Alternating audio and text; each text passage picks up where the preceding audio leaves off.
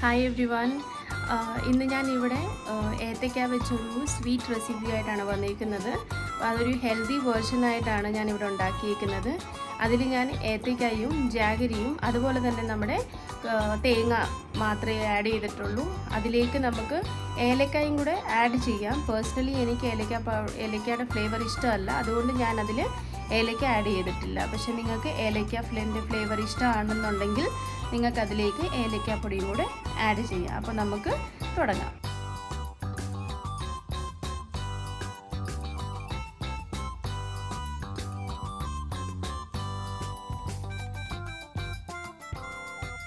അപ്പോൾ ഈ ഒരു റെസിപ്പി ഉണ്ടാക്കാൻ വേണ്ടി ഞാനിവിടെ 3 നല്ല പഴുത്ത ഏത്തയ്ക്ക എടുത്തിട്ടുണ്ട്. ഇതിൻ്റെ തൊലിയെല്ലാം കളഞ്ഞ് നല്ല പീസാക്കി കട്ട് ചെയ്തെടുക്കാം.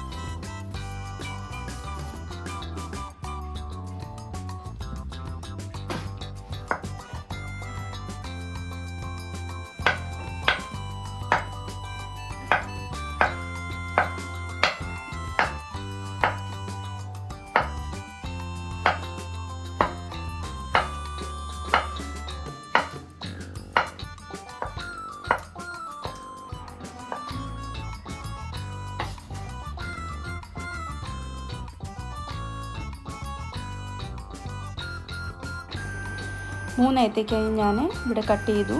ഇനി നമുക്കൊരു പാൻ ചൂടാക്കാൻ വെക്കാം. അതിലേക്ക് നമുക്ക് 1 ടേബിൾ സ്പൂൺ നെയ്യ് ഒഴിച്ചു കൊടുക്കണം. നെയ്യ് നല്ലതായിട്ട് മെൽട്ടായി കഴിയുമ്പോഴത്തേക്ക് നമ്മുടെ കട്ട് ചെയ്ത് വെച്ചിരിക്കുന്ന ഏത്തയ്ക്ക അതിലേക്ക് ഇട്ട് കൊടുക്കാം.